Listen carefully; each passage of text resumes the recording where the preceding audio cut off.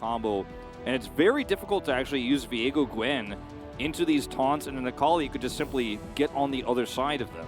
Yeah, it's a really beautiful Zericon that T1 have put together. I very much like it.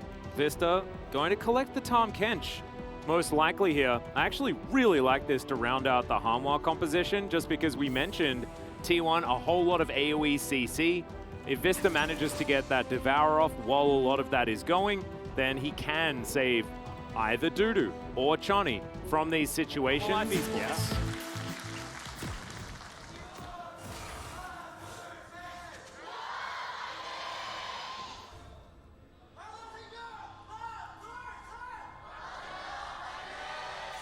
All right, some Hanwha fans in the building. Standing his ground here quite nicely in the lane. Does have the minion advantage as well, which should help him out as far as getting trades in the right spot. And that Snip also going to be helping. Zeus fighting, trading early as Owner comes over. Yeah, he's going to discover Willa, so Dudu's going to be all right, but Zeus immediately rotating down. Owner wanting to get this kill onto Willa if he can, but no flash to come through either. So Willa is going to be able to just limp his way out of here. Still, Owner now with control of the Krugs. And Dudu getting a ward over here, not exactly in the opportune position. As Willa, this is greedy. So dangerous. Yeah, so greedy. And he's going to get pushed away. I thought for a moment there that he was actually going to try to fight for it. He has Smite, but Dudu, you realize your jungler's not here, right? He's walking on a ward. So Dudu, of course, is probably just going to be fine. Owner going to be difficult for him to 1v1 this one at this point in time, as Willa is at least going to be able to secure the second half of his Krugs. Yeah. I do like a bit of alcove gaming every now and again. Zeus going to go into his Shroud relatively early here, as I don't think they're... Oh, Willa misses. So never mind. Willa is kind of hovering around, maybe hoping for an all-in, but this is actually a wave state that allows Owner to come over here unseen. Faker, of course, does have level 6. It was in the river, but okay, we're just going to watch a 2v2, it looks like here, straight up. Well, Owner's going to come out and make it a 2v1 for the first part, and that is going to be First Blood going over. Perfect execution comes through as Zeus is able to walk it out. There's the flash forward from Karis. Can he get enough damage down is the question of Zeus. He's still alive! The taunt's going to come through, and Faker is going to at least do a lot of damage here to Karis. Yeah. Zeus makes it out to safety. There's the Abyssal Dive on the bottom side of the map as Hanwha are looking for something. But man, Zeus is just making him look silly. Yeah, he played that so well with the final dash coming through. And neither of them even needing it in this instance. Let's have a look at it again. So of course, from Zeus's perspective, Engage comes through first for the Wukong, instantly deletes the Gwen, then dashes through the Viego before he can actually react. Question mark pings coming down, and then Faker ults. And unfortunately for Karis, I think he was really hoping maybe he's going to be able to avoid this and get out, but he's not able to do that. Not able to get the kill onto the Akali. 2 kills go over to T1. Bottom side play again, small attempt from Chani and Vista also fails, and there's just... T1, I think, rightfully giving that one up as now Zeus going for the 1v1. Oh, misses the Shuriken.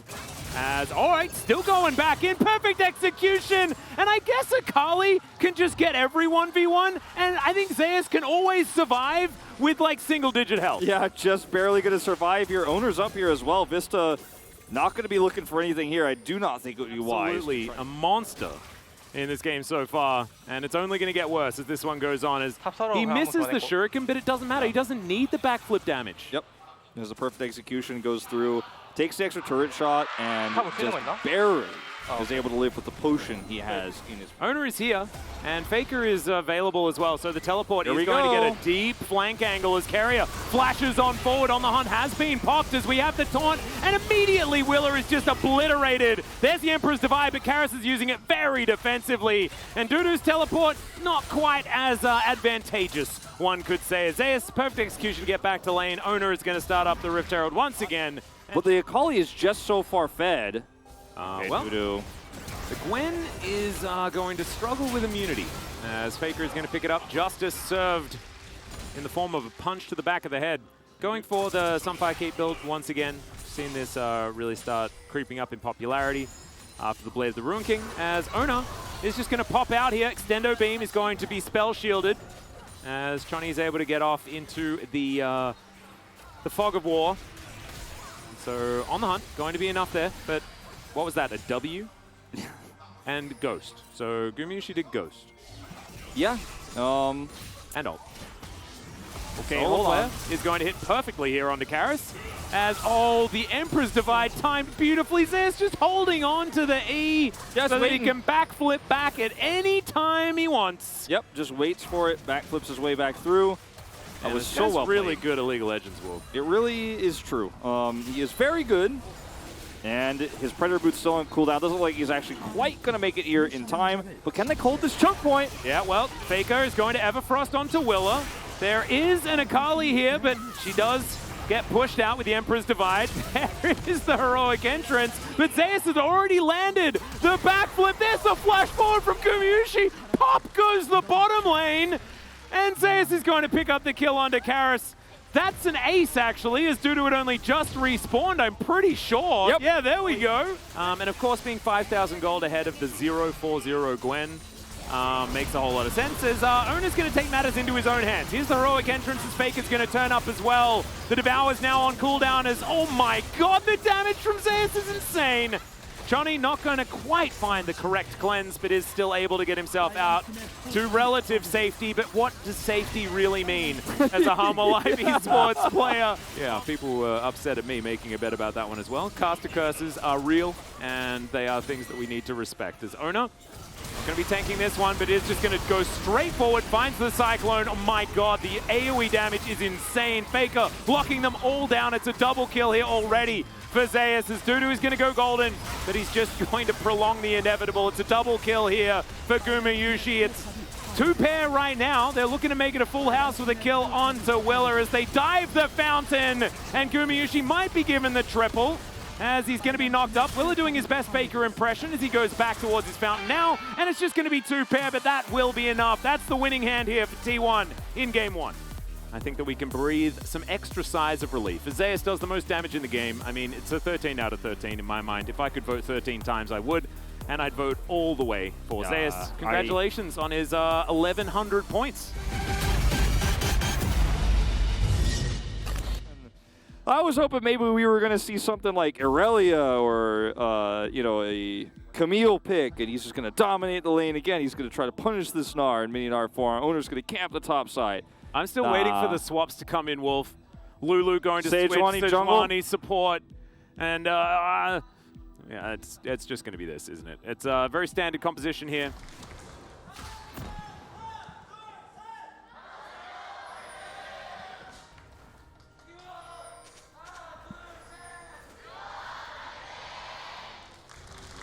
All right, here we are onto the Rift for game number 2. So, T1 did lock in Sejuani for Zeus, but to all of you who are saying, oh, put your best player on a tank, blah, blah, blah. Ooh, Faker might be in a little bit of trouble here. On Fleet is rotating over. There's the flash forward. Karis is going to land the chains as well. Faker's going to flash. Seismic Shove. Oh, he even avoids the chain lash as well. Fantastically well done. Seismic Shove missed the mark. However, Faker with his flash is able to escape. And now it's time to talk about the video game. As Zeus is going to rotate down. Extendo Beam doing a fair bit of damage here to Karis, who does have a Dragon Rage kick. Dudu with a great Naba finds Gnar onto 1. Everybody else is able to flash themselves out of the way, and Ona's going to pick up first blood onto the enemy jungler. Now T1 are turning. They're looking for Dudu to get their revenge as they had to use summoner spells. Absurd. T1 will go back, and they will just tidy up this river, clear out the vision, clear out the Rift Scuttler. Just T1 showcasing how strong they are as a team, even when the enemy has the answer. Yeah, and do you know what it feels like to me? It feels like it's the Ona Lee Sin comp is what does it. That's sort of how it works out. That's how they get that extra control. As here we've got a bit of a battle brewing as Karis looking for an angle for this Glacial Prison, but they're getting zoned away. Faker with so much control of this area. Zeus finds the Glacial Prison. There's the Seismic Shove as the Viego tries to get out, but he just can't. Now Ona's looking for the Q. He'll, of course, get it, but he gets walloped underneath the turret. Beautifully played by Dudu. He is going to get punished here as Faker can just throw some rocks through, but oh, can he? All right, so they do manage to take that one. Faker goes golden. Samdi has great use of his spell shield, and they will be able to finally pick up that kill as well, as T1 will take Shirley. A little bit flashy here for T1 of a take on this Herald. In fact, they're going to have to let this one go, it looks like here. Guma Yeah. On the edge here, and Keria used his ultimate earlier on, used his heal. Well, Hook is going to connect here as Karas is going to land the chains, and Gumayusi, he just thought he could dash over the wall, but he was staying there too long. Yes, Dudu gets killed, but Faker is left out to dry here, even though Keria commits heal. In the meantime, On Fleek is going to head up towards that top side and kill Faker in trade for the Dragon. Some happy gaming is ensuing here as we are underneath. It could become sad very quickly. Gold lead. Yes, indeed. Dudu going to hop away as Keria and Ona were in the vicinity. T1 will take this out of turret. Zeus is extraordinarily tanky. Q connects, of course, and Vista is well and truly dead. T1 going to prove to us that they are still in the lead. As Glitter Lance goes wide, On Fleek looks for a stun, doesn't get it. Zeus very tanky. As Ona will land a Q. Paying a lot of respect to the position that On Fleek could be in. Happening around the Raptor camp, they weren't fully grouped up, and unfortunately Vista was kind of left out to die there. As we're going to watch what happened to Faker as he comes over here to try to defend this turret. And is, of course, flashless and cleanseless, so just instantly deleted. Yep, Heartbreaker, pretty useful there to avoid Seismic Show. And notice where everybody else is. They're trying to group up for that Gnar bar that's set up for shutting down Lee Sin, but Guma and Zeus are pushing this. Vista, once the turret is down, is just completely isolated and destroyed. So an easy pick here for T1 after Faker's death. They grab the turret. So a trade up for them in terms of crucial objectives, despite that top side play. So it's a turret for a turret. Faker, no teleport available, of course, has elected for the Ghost, but Karas has his on cooldown. He will take this out of turret, and Faker's looking for his. Q connects here onto Dudu, who's just throwing drills around, and now Zeus is sort of alone underneath this one. There is a Gnar into the wall. Ona is going to turn up. On Fleek has to get himself out of here. The Ignite's still ticking down as Ona finds yet another one. Safeguard to find Sam D, and they are tidying everyone up. Ona is too good, Wolf. He's just too good at Lee Sin. He's just too good now. He did. Given T1's history with Baron, as that Seismic Shove was beautiful. The follow-up here from Zeus as well. Winter's Wrath not going to connect. As On Fleek does make it into the camouflage mode. Faker has to flash to get himself out of the way here, as there is the flash now. Lands onto two. Zeus able to Arctically assault away though, and somehow T1 all survive. Yeah, they all survive here. The push is staved off for now, and some flashes are expended. Faker and Keria losing both of their summoner spells, but they could just wait for the next wave and siege it up again. Yep, here we go. Zeus is just dashing on forward. Ona is going to be able to pick up the kill onto Karas after a little bit of time here. Breaks his stopwatch afterwards, and it's going to be Gumayusi that's given the kill credit for that one. 3-1 and 4 now on the Zeri. Weren't we just talking about it being 1-1 and 2? Zeri things. Just Zeri things. Yeah, just Zeri things. Who needs to upgrade boots? Not Zeri. She presses R to get boots. That's what champions do now. Zeus, can you just Arctic Assault out of that? Yeah, I guess you can. No worries there at all. Faker with the Weaver's Wall to come on through here is now Harmon Life Esports is not where you want to be. Ona's underneath the turret, but of course that doesn't matter as he safeguards his way out. Gumayusi picks that one up with a last-minute Q. And it just continues. Like, we're going to watch this whole thing, I guess. Meanwhile, in live, On Fleek's dead. I did have a little bit of a look at that, but Vista's dead as well. It started off with Ona missing a Q. He got very upset about that, so he killed 2 people, I think is how that one went. Even when there was that big overextension, let's just say, as we're going to come into this late here and see what happened. Ona doesn't even hit the Q, just uses a ward hop to get on top of On Fleek. Second Q lands. Yeah, takes him out here. Zeus is with him, but the Sivir doesn't get any power, doesn't get any value. We're seeing the value of Shirelia's for Keria be much more important than Sivir's ultimate here. And the tempo lead that T1 had so early on now allows them to stomp 10,000 gold ahead. Guma takes an item lead here. Karas might just die. There is the Glacial Prison.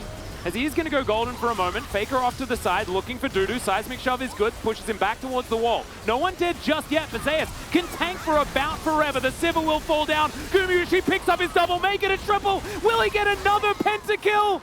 It's a quadra at least, but where did the Silas go? He's going to be teleporting. He's trying to get out, and there's the kick to the back of the head. How dare you deny the pentakill? As Gumayusi will find a penta in the previous series. He played the Zeri, and then a quadra kill in this one. I really like the script writers and the director of this game just really metaphorically showing that, yes, Guma did get a quadra kill on Zeri, but it was actually the Lee Sin the whole time. And how Lee Sin gets the 5th and final kill for the ace there, the director is really symbolically showing that he will pick up POG despite the quadra. Yeah. It's just so beautiful. It's not Penta denial when he deserves it. Absolutely.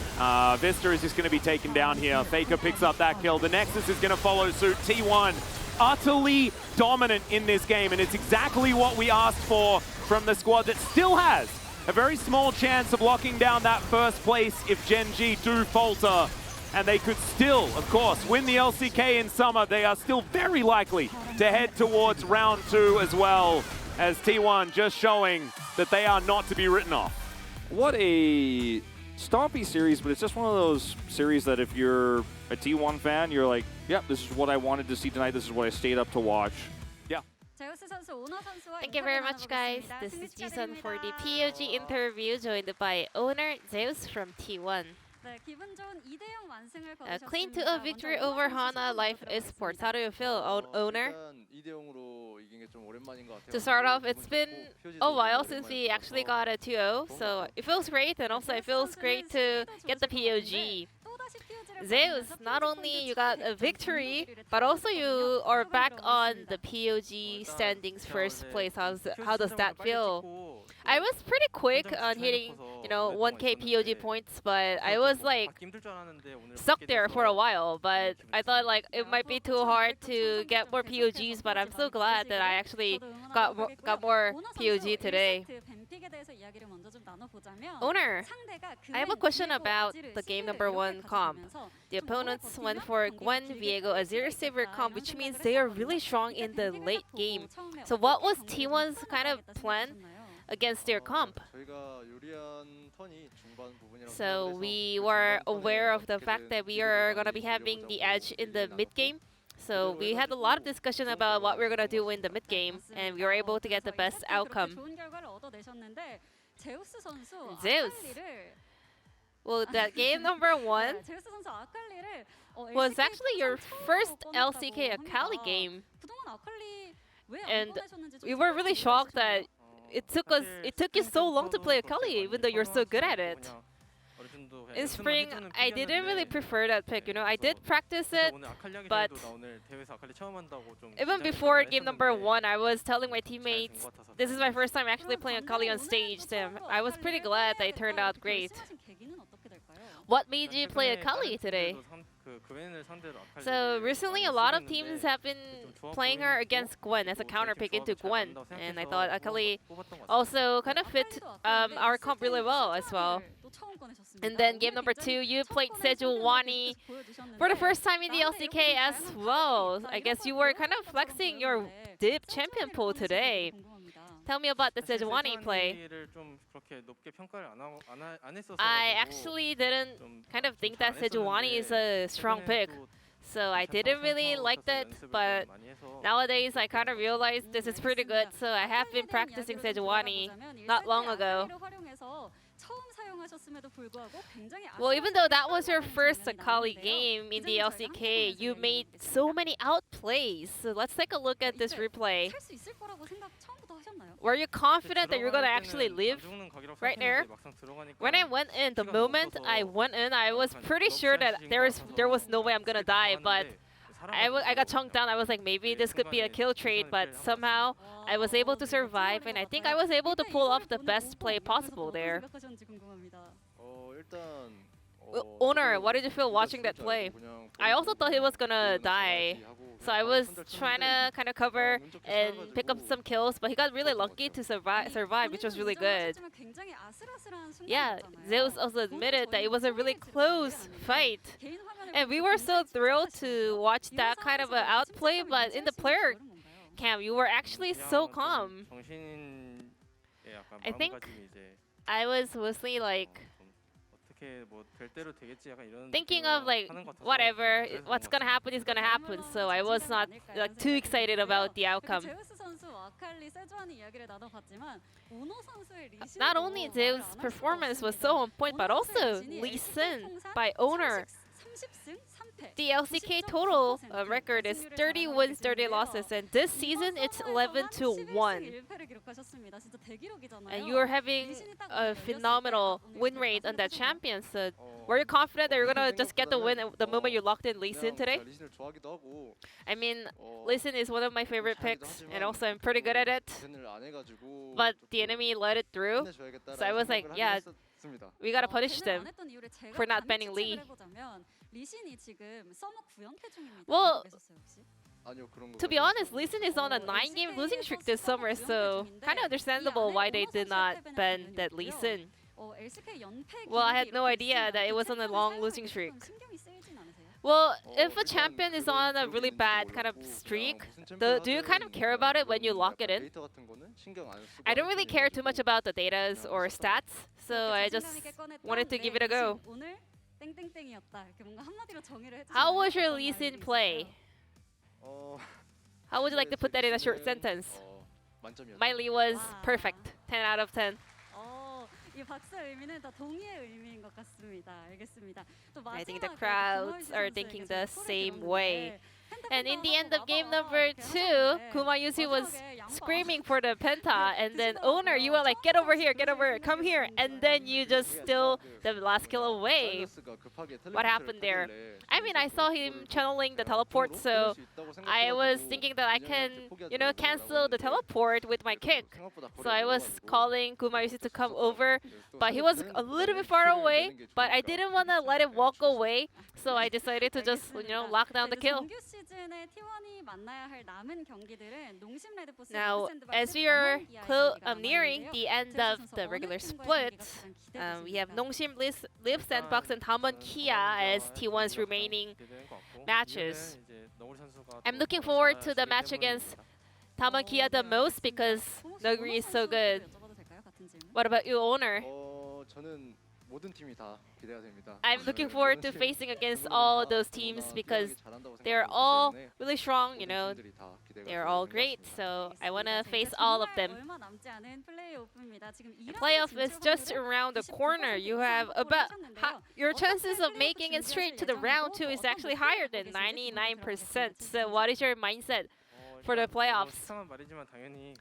It's gonna sound so lame, but we're gonna do our best. And our goal is always winning the championship. And owner? Me too. What I want is winning the title. And we will do our best to, participate in the playoffs with the best condition. So I will do my best to be on the best form for the playoffs. And this will be the end of the interview from the T1 POGs, and back to the carpet space. Thank you.